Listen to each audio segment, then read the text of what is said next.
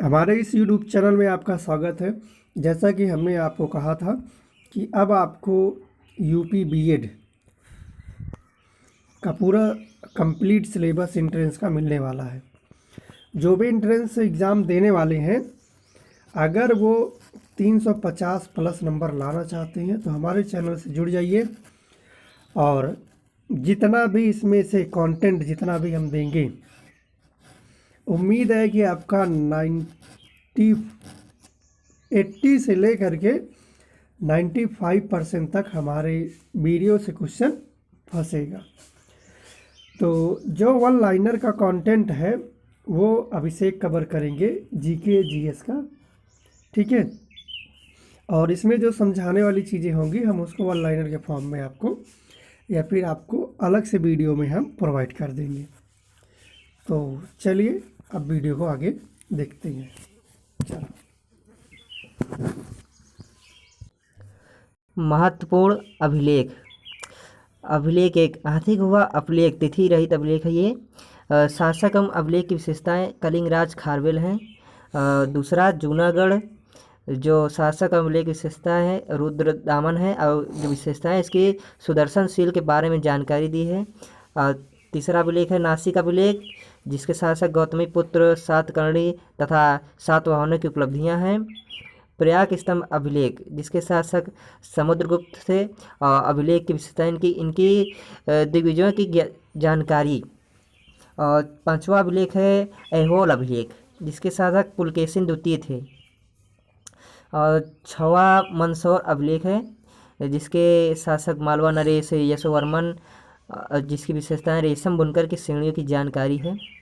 और सातवां अभिलेख है ग्वालियर अभिलेख, जिसके शासक गुर्जर प्रतिहार वंश के इतिहास के बारे में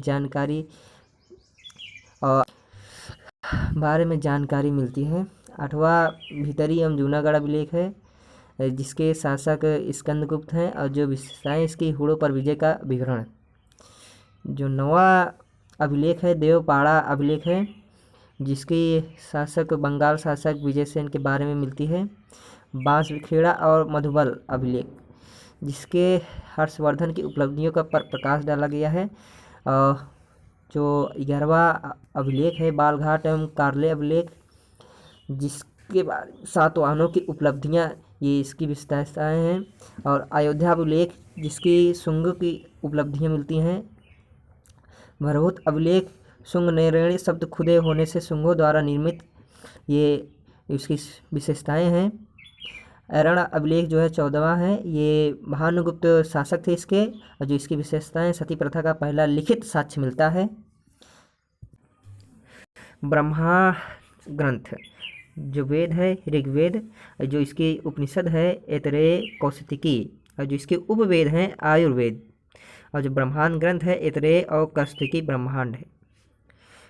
और दूसरा है जो यजुर्वेद, जिसके उपनिषद हैं कठ, श्वेतेश्वर, ईश, तैतरेय, मैत्रायणी, बृहदारण्यक, और जो इसके उपवेद हैं धनुर्वेद। और जो ब्रह्मांड ग्रंथ है इसका शतपथ ऐतरेय ब्रह्मांड। और जो तीसरा वेद है हमारा सामवेद, जिसके उपनिषद हैं छांदोग्य और केन, जो इसके उपवेद हैं गंधर्व वेद। जो ब्रह्मांड ग्रंथ है इसका षड्विंश ब्रह्मांड, इसे ताण्य ब्रह्मांड भी कहते हैं, ध्यान में रखिएगा इसे। जो चौथा हमारा वेद है अथर्ववेद, जो मुंडा, प्रश्न, मांडुक्य इसके उपनिषद हैं, और शिल्प वेद इसके उपवेद हैं, और जिसका प्रमाण ग्रंथ है और गुप्त ब्रह्मांड। कार्बा-14 या C14, जिसको हम पद्धति की खोज अमेरिका के प्रसिद्ध रासायनिक शास्त्री V.F. लीवी द्वारा 1946 ईस्वी में किया गई थी। इस पद्धति में जिस पदार्थ में कार्बन 14 की मात्रा जितनी ही कम रहती है वह उतनी ही प्राचीन मानी जाती है। आगे देखिए, सिंधु घाटी सभ्यता के विदेशी व्यापार। जो इसकी वस्तुएं थी, जैसे टीन हो गया, ये अफ़गान और ईरान इसके प्रदेश हैं। और वस्तुएं तांबा, और जो प्रदेश हैं खेतड़ी, बलूचिस्तान, ओमान। और जैसे गोमेद हो गया, जो इसके प्रदेश हैं सौराष्ट्र। और जैसे चांदी हो गया, जो इसका व्यापार अफ़गानिस्तान और ईरान से किया जाता था। और जो सोना हो गया कर्नाटक और अफ़गान ईरान से किया जाता था। इस मतलब जो प्रदेश हैं इसके, ये एक दूसरे से व्यापार करते थे। और सीसा जो है ये ईरान और राजस्थान से किया जाता था। एक बार फिर समझ लीजिए, जैसे सिंध घाटी सभ्यता के जो विदेशी व्यापार थे, जैसे टीन मंगाना हुआ या फिर चांदी मंगानी हुई या गोमेद मंगाना हुआ, तो जैसे गोमेद मंगाना वो सौराष्ट्र मंगाता था। और आगे चलते हैं, जैसे सिंधु घाटी सभ्यता के पतन के कारण जो पहले इतिहासकार इसके हैं, तो जो सिंधु घाटी सभ्यता का जो पतन कारण है, मतलब जैसे उसका अंत हो गया, तो जो हम कुछ प्रमुख इतिहासकार हैं जो उनके अलग अलग मत हैं, चलिए उन्हें देखते हैं। जैसे पहले है गार्डन चाइल्ड व मार्टिनर व्हीलर, जो इनका मानना है कि ये आर्यों का आक्रमण जिसके कारण इनका पतन हो गया। जो दूसरे हैं एस.आर. राव, सरजान मार्शल और मैके, और इनका मानना है कि इनका मत है बाढ़ के कारण जो है इसका अंत हो गया सिंधु घाटी सभ्यता का। और जो तीसरे हैं हमारे सरजान मार्शल, ये कहते हैं कि प्रशासनिक शिथिलता के कारण इसका पतन हो गया, मतलब हमारे सिंधु घाटी सभ्यता की। जो चौथा है अमलानंद घोष, ये इनका कहना है जलवायु परिवर्तन के कारण सिंधु घाटी सभ्यता के पतन हो गया। और जो पांचवा है यूआर कैनेडी, जो इनका मानना है प्राकृतिक आपदा के कारण सिंधु घाटी सभ्यता का पतन हो गया। और जो छवें हमारे लास्ट मदद स्वरूप तक जो इतिहासकार हैं, इनका कहना है कि नदियों के रुख बदलने से सिंधु घाटी सभ्यता का पतन हो गया। आगे देख लीजिए हमारे जो प्रमुख स्थल हैं, जैसे मतलब हड़प्पा, जो सिंधु घाटी सभ्यता के प्रमुख नगर हो गए, जैसे हड़प्पा, ये अभी वर्तमान में हमारे पाकिस्तान के पंजाब प्रांत का साहिवाल जिला है, वहाँ स्थित है। जिसके खोजकर्ता थे दयाराम साहनी थे, जिन्होंने 1921 ईस्वी में इसके खोज किए थे। और दूसरे हमारे मौर्य स्वरूप वत्स हैं, जिन्होंने 1926 ईस्वी में इसका खोज किए थे। और तीसरे हमारे व्हीलर, जिन्होंने 1946 ईस्वी में इसका खोज किए थे। और जो ये हड़प्पा जो प्रमुख स्थल है, ये रावी नदी के तट के किनारे स्थित था।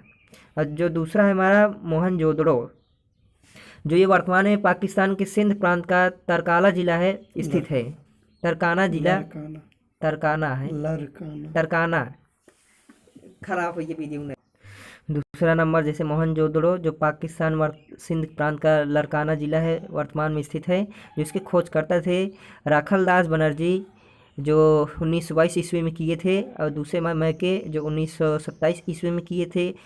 और व्हीलर, जिन्होंने 1930 ईस्वी में इसका खोज किए थे। और जो ये मोहनजोदड़ो है, ये सिंधु नदी के किनारे स्थित था। और जो तीसरा हमारा लोथल है, ये वर्तमान में गुजरात के अहमदाबाद ज़िले में स्थित है। और जो इसके खोजकर्ता थे एस.आर. राव, जिन्होंने 1953 ईस्वी से 54 ईस्वी तक खोज किए थे। और ये जो है भोगवा नदी के किनारे जो है ये लोथल स्थित था। और जो चौथा है हमारा धौलावीरा, जो ये वर्तमान में गुजरात का कच्छ जिला जो है हमारा, वहाँ पे स्थित है। और जो इसके खोजकर्ता थे जे.पी. जोशी, जो जिन्होंने 1987 ईस्वी से 1968 ईस्वी तक खोज किए। और जो दूसरे हमारे रविंद्र सिंह विशिष्ट, तो उन्होंने 1990 और 1991 ईस्वी तक खोज किया था। और जो लूनी नदी के तट किनारे स्थित था। जो हमारा पांचवा है जन्हू दड़ो, जो पाकिस्तान प्रांत नवाबशाह जिला है, वहाँ पे अभी वर्तमान में स्थित है, जो हमारे बगल में इंडिया के स्थित है। जो इसके खोज कर रहे थे मैके, 1925 ईस्वी में इन्होंने खोज किया था। एन.जी. मजुमदार, जो इन्होंने 1931 ईस्वी में इसके खोज किए थे। और जो सिंधु नदी के किनारे स्थित थे। सुरकोटड़ा, जो ये वर्तमान में कच्छ गुजरात स्थित है, मतलब बता जो कच्छ जिला है जो गुजरात में स्थित है। आप देख सकते हैं जो सुरकोटड़ा है, ये सुरकोटड़ा भी कहीं कहीं मिलता है। और जो इसके खोजकर्ता थे जगपति जोशी, जो 1972 ईस्वी से 1975 ईस्वी तक खोज किए थे। जो ये भोगवा नदी के किनारे स्थित था। रंगपुर, ये हमारा जो स्थल है, ये वर्तमान में कठियावाड़ा जिला जो गुजरात में स्थित है। और जिसके खोजकर्ता थे रंगनाथ राव, जो 1953 ईस्वी से लेकर 1954 ईस्वी तक इसका खोज किए थे, जो ये मादर नदी के किनारे स्थित था। जो 8वां है हमारा कालीबंगा, जो ये वर्तमान में हनुमानगढ़ जिला जो है राजस्थान में स्थित है। जो इसके खोजकर्ता थे अमलानंद घोष, जिन्होंने 1951 ईस्वी में खोज किए थे। और वीवीलाल के थापर जो 1961 ईस्वी में किए थे जो है इसका खोज। और जो ये घग्गर नदी के तट के किनारे से था। जो हमारा 9वां है कोटदीजी, जो ये सिंध प्रांत और खैरपुर वर्तमान में स्थित है। और जो इसके खोजकर्ता थे फजल अहमद, 1953 ईस्वी में खोज किए थे। और जो ये सिंधु नदी के किनारे स्थित था। 10वां हमारा आलमगीरपुर है, जो ये वर्तमान में हमारे उत्तर प्रदेश मेरठ जिले के स्थित है। और जो इसके खोजकर्ता थे यज्ञदत्त शर्मा, जिन्होंने 1953 ईस्वी से 1956 ईस्वी तक इसकी खोज किए थे। और जो ये हिंडन नदी के किनारे स्थित था। और जो 11वां हमारा दैमाबाद, जो वर्तमान में अहमदनगर जिला महाराष्ट्र में स्थित है, जिसके खोजकर्ता एमएन देशपांडे थे, जिन्होंने 1958 से 1959 ईस्वी तक खोज की थे। और जो दूसरे हमारे एसआर राव, जिन्होंने 1975 ईस्वी से 1976 ईस्वी तक खोज किए थे। और जो तीसरे हमारे एमएल साली, जो 1978 से 1989 ईस्वी तक खोज किए थे। और जो ये प्रवरा नदी के किनारे दैमाबाद जो था ये वहीं स्थित था। जो हमारा 12वां है सुतका गेंडोर, जो ये वर्तमान में पाकिस्तान के मकराना में समुद्र तट के किनारे स्थित है। और जो इसके खोजकर्ता थे आरएल स्टाइन, जो वर्तमान में पाकिस्तान में है, जो ये दासक नदी के तट के किनारे स्थित था। जो 13वां हमारा रोपड़ है, जो ये वर्तमान में रोपड़ जिला पंजाब में स्थित है, जिसके खोजकर्ता यज्ञदत्त शर्मा, जो 1953 ईस्वी से 1956 ईस्वी में किए थे। और जो ये सतलज नदी के किनारे स्थित था। और जो 14वां हमारा बनमाली, जो ये वर्तमान में हिजार जिला हरियाणा में स्थित है, जिसके खोजकर्ता थे रविंद्र सिंह विशिष्ट, तो 1974 ईस्वी में किए थे। और ये रंगोई नदी के किनारे स्थित था। सोलकाह, ये हमारे जो प्रमुख स्थल है, ये वर्तमान में बलूचिस्तान में दक्षिण बलूचिस्तान में स्थित है। जो जॉर्ज डेल्स इसके खोजकर्ता थे, जिन्होंने 1962 ईस्वी में किया था। और सादी कौर ये नदी है, ध्यान रखिएगा, सादी कौर जो है नदी के तट के किनारे ये सोलकाह स्थित था। राखी गढ़ी, जो वर्तमान में हिजार जिला हरियाणा में स्थित है, और जिसके खोजकर्ता रफ़ीक मुगल और अमरेंद्रनाथ थे, जिन्होंने 1997 ईस्वी से 1999 ईस्वी तक खोज किए थे। और ये घग्गर नदी के किनारे स्थित है। जो हमारा 17वां है देसलपुर, जो ये वर्तमान में कच्छ जिला गुजरात में स्थित है, जिसके खोजकर्ता पीबी पांडे, एमके डाके और केवी सुंदरजान थे, जिन्होंने 1963 ईस्वी से 1964 ईस्वी तक इसके खोज किए थे। और ये बामूचेला नदी है उसी के किनारे स्थित था। जो 18वां हमारा कुणाल और कुणाल है, जो वर्तमान में हरियाणा में स्थित है, जिसके खोजकर्ता श्री JS खत्री एवं श्री M आचार्य थे, जो कोसी नदी के किनारे स्थित था। और जो 19वीं हमारा है रोजदी, जो ये वर्तमान में सौराष्ट्र जिला गुजरात में स्थित है, जिसकी खोज जो है 1982 ईस्वी से 1995 ईस्वी तक हुई थी। और ये भादर नदी के तट के किनारे स्थित था। और जो इसका खनन हुआ था, मतलब उत्खनन ये 7 बार हुआ था, मतलब 7 बार इसकी खुदाई हुई थी। जो हमारा रोजदी है इसी का।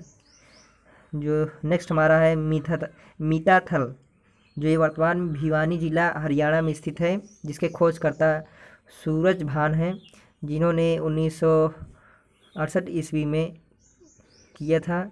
जो ये चौटांग व यमुना नदी के मध्य है स्थित था।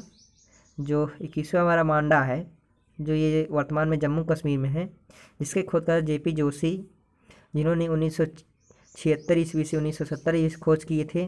जो ये चिनाब नदी के तट पे स्थित था पुराने समय में। और ये 22वां हमारा लास्ट बालाकोट, जो ये वर्तमान में पाकिस्तान के खैबर पख्तूनख्वा प्रांत में स्थित है, जिसके खोजकर्ता जॉर्ज एफ डेल्स, जिन्होंने 1963 से लेकर 1970 ईस्वी तक खोज किए थे। जो ये कुन्हार नदी के तट किनारे स्थित है, इसे नैनसुक नदी भी कहते हैं। अब आगे आप ऋग्वैदिक कालीन नदियां हैं जिनका वर्तमान में क्या नाम है और प्राचीन क्या नाम है। आपने नाम सुना होगा ब्यास नदी, इसका पुराना नाम बिपाशा था। सतलज का सतुद्री, चिनाब का अस्किनी, सिंध का जो है सिंधु, और गंडक का सदानीरा, काबुल का कुंभा था। झेलम का बितस्ता, राबी का इरावती या परसुड़ी, ये तो पुरुषुड़ी लिखा लेकिन परसुड़ी मिलता है। स्वात का सुवस्तु या सुवास्तु, और कुर्रम का कुब्र, घग्गर का सरस्वती या दृश्यवती, गोमल का गोमती या फुलहार मिलता है। ठीक है, आगे देखते हैं। आगे हमारा देखिए, ऋग्वैदिक भारत का राजनीतिक ढांचा इन 4 आरोही क्रम में बटा था, जो क्रम और प्रधान के तौर पर है। जैसे पहला क्रम कुल, और जिसका प्रधान कुल्पा है, और जो दूसरा है विष और विस्पति, विस्पति है इसका प्रधान है, जो क्रम है विष है। और जो नेक्स्ट हमारा ग्राम क्रम है, और जो प्रधान है इसका ग्रामणी है। और जो जन हमारा क्रम है, जो इसका प्रधान है गोप या फिर राजा। और नेक्स्ट हमारा है जैसे ऋग्वैदिक कालीन देवता, जैसे उनके संबंध में, और देवता मतलब किसके देवता थे, और जो देवता थे मतलब कौन से देवता थे, चलिए उनके बारे में जान लेते हैं। जैसे हमारे देवता है मरुत, और जो इनका मतलब किससे संबंध था इनका, ये तूफान के देवता कहे जाते थे। और जो सोम थे, मतलब सोम देवता, ये वनस्पति के देवता थे। और जो उषा थे, ये प्रगति और घोरम उत्थान देवी इन्हें कहा जाता था, मतलब इसी के थे ये। और जो घौ देवता थे हमारे, ये आकाश के देवता कहा जाते थे। जल के देवता थे जैसे वरुण हैं, इन्हें सभी जानते हैं। और जैसे हमारे नेक्स्ट हैं संबंध, मतलब जैसे पशुओं के देवता, इन्हें पुषण या रुद्र कहा जाता है। जो युद्ध और वर्षा के देवता हैं, इन्हें इंद्र कहा जाता है, सुना होगा आप लोगों ने। जैसे देवता एवं मनुष्य के बीच मध्यस्थ, और इन्हें अग्नि कहा जाता है। विपत्तियों को हरने वाले देवता अश्विन कहा जाता है, ध्यान रखिएगा। विश्व के संरक्षक एवं पालन करता, जिन्हें विष्णु कहते हैं। चलिए देखते हैं, जैन ग्रंथ भगवती सूत्र में 16 महाजनपदों का उल्लेख मिलता है। जैसे हमारा महाजनपद अंग है, जिसकी राजधानी चंपा थी, जो ये हमारा क्षेत्र भागलपुर और मुंगेर कवर करता है। और जो मगध है, जिसकी राजधानी गिरिव्रज और राजगिर या राजगीर, जो पटना और गया क्षेत्र कवर करता है। और ये गिरिव्रज, राजगीर और राजगृह है, ये मगध की राजधानी है, ये जो ये महाजनपद है। जो काशी महाजनपद है, इसकी राजधानी वाराणसी थी, और जो ये उत्तर प्रदेश क्षेत्र कवर करता है। और जो कौशल महाजनपद है, इसकी राजधानी साकेत एवं श्रावस्ती थी, जो ये पूर्वी उत्तर प्रदेश कवर करता है। और जो वत्स महाजनपद है, ये राजधानी इसकी कौशाम्बी थी, जो प्रयागराज उत्तर प्रदेश है। अवंती जो महाजनपद है, इसकी राजधानी उज्जैनी और महिष्मती है। जो वत्स कौशाम्बी जो इसकी राजधानी है, ये हमारा प्रयागराज उत्तर प्रदेश कवर करता है। अवंती जिसकी राजधानी उज्जैनी या महिष्मती थी, जिसका मालवा जिला मध्य प्रदेश क्षेत्र कवर करता है। जो हमारा 7वां है वज्जी, इसे गणतंत्रात्मक महाजनपद भी कहते हैं। जैसे वैशाली जो इसकी राजधानी थी, जो ये मुजफ्फरपुर कवर करता है क्षेत्र। और जो 8वां हमारा मल्ल है, जिसकी राजधानी पावा या कुशीनारा थी, और जो ये देवरिया एवं गोरखपुर कवर करता है। और जो हमारा महाजनपद छेदी है इसे शक्तिमती जो इसकी राजधानी थी, और जो ये बुंदेलखंड क्षेत्र कवर करता है।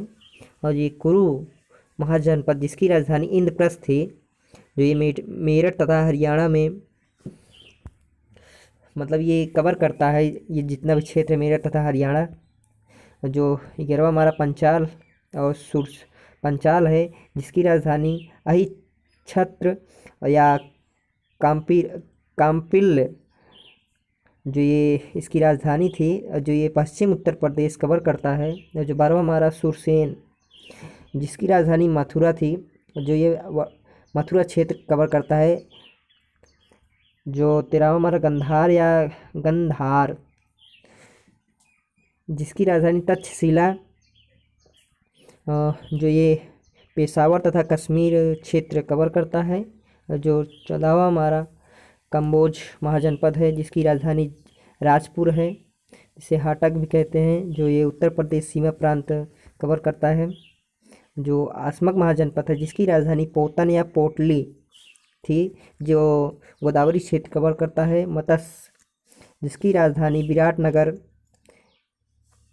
मतलब जो मत्स्य जिसकी राजधानी विराटनगर थी, जो ये वर्तमान में कोटपुतली बहरोड़ कवर करता है क्षेत्र। जो जैन संगतियाँ थी ये 2 हुई थी सिर्फ, जो संगति प्रथम और द्वितीय थी। जैसे प्रथम संगति जो है 300 ईसा पूर्व वर्ष हुई थी पहले, जो इसका स्थल था पाटलिपुत्र, जिसके अध्यक्ष स्थूलभद्र और जिसके उपाध्यक्ष भद्रबाहु थे। जो हमारा द्वितीय संगति जैन धर्म की थी, जो वर्ष 512 ईस्वी पहले हुई थी, जो स्थल वल्लभी था, जो वर्तमान में गुजरात नाम से जाना जाता है, जिसके अध्यक्ष देवार्धी क्षमा श्रवण थे। बौद्ध संगीतियाँ जो सभा है इसकी प्रथम बौद्ध संगति का जो समय था 413 ईस्वी पूर्व, जिसके साधक अजातशत्रु थे। जो स्थान था सतपर्णी गुफा राजगृही, जिसके अध्यक्ष महाकश्य या महाकश्यप थे। जो द्वितीय सभा हुई थी द्वितीय बौद्ध संगति, जिसका समय 383 ईस्वी पूर्व था, जिसके शासक कालाशोक थे। जिस स्थान था वो वैशाली था, जिसके अध्यक्ष सर्वकामी या सबकामी थे। जो तृतीय बौद्ध संगति थी जो 251 ईसा पूर्व पहले हुई थी, जो अशोक थे इसके शासक थे। जो स्थान था जो है पाटलिपुत्र था, जो अध्यक्ष थे इसके मुगली पुत्र तिस्य थे। जो चतुर्थ बौद्ध संगति हुई थी ये जो इसका समय था ईस्वी की प्रथम शताब्दी, और जो ये उस समय के शासक थे इसके कनिष्क थे। जो स्थान था जहाँ पे हुआ था मतलब ये संगति जो कुंडलवन था, जो कश्मीर जो अभी वर्तमान नाम से जाना जाता है। जो अध्यक्ष थे इसके वसुमित्र, और जो इसके उपाध्यक्ष थे अश्वघोष थे। अशोक के शिलालेख और उनके विषय में चलिए जानते हैं। जो शिलालेख था ये जो इसका विषय था मतलब जिसके लिए किए गए पशुवध पर प्रतिबंध लगाया गया था, जो इसका शिलालेख था पहला। और जो दूसरा शिलालेख था जिसका विषय था मनुष्य व पशु चिकित्सालयों का निर्माण करवाया, और दूसरा जो लोक कल्याणकारी कार्य के लिए था। जो तीसरा शिलालेख था जो विषय था इसका राजयुक या रज्जुक की नियुक्ति की तथा राजकीय अधिकारियों की हर 5 वर्ष पर राज्य भ्रमण करने का आग्रह किया। और जो चौथा शिलालेख है जो भेरी घोष या रणघोष की जगह धम्म घोष की घोषणा की। 5वां शिलालेख जो है धम्म महामंत्रों की नियुक्ति की। और जो छठा शिलालेख है जिसमें प्रतिवेदों को आदेश दिए प्रशासनिक सुधार किया गया। जो 7वां शिलालेख धम्म यात्राओं का विवरण था। 8वें शिलालेख में आखेड़ यात्रा के स्थान पर धम्म यात्रा का प्रतिपादन किया। जो 9वां शिलालेख है मंगलाचरण समारोह के स्थान पर धम्म मंगलाचरण प्रारंभ किया और सच्ची भेंट तथा सच्चे शिष्टाचार का उल्लेख किया। और जो 10वां शिलालेख था धम्म की श्रेष्ठता के नारे पर बल दिया, राजा व उच्च अधिकारी हमेशा प्रजा के हित में सोचें।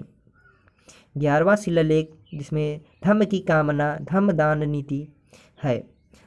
12वां शिलालेख जिसमें धार्मिक सहिष्णुता की नीति का उल्लेख है। जो 13वां शिलालेख है कलिंग युद्ध का वर्णन, 5 सीमांत यूनानी राजाओं के नाम का उल्लेख जहाँ उसने विदेश में धर्म प्रचारों को भेजा, अशोक के हृदय परिवर्तन की बात बताई थी। जो 14वां शिलालेख है पहले 13 अभिलेखों का पुनरावलोकन तथा जनता को धार्मिक जीवन बिताने के लिए प्रेरित किया। मौर्यकालीन उच्च अधिकारी तीर्थ। चलिए अब हम नेक्स्ट वीडियो मिलेंगे, आज के लिए इतना ही काफ़ी है।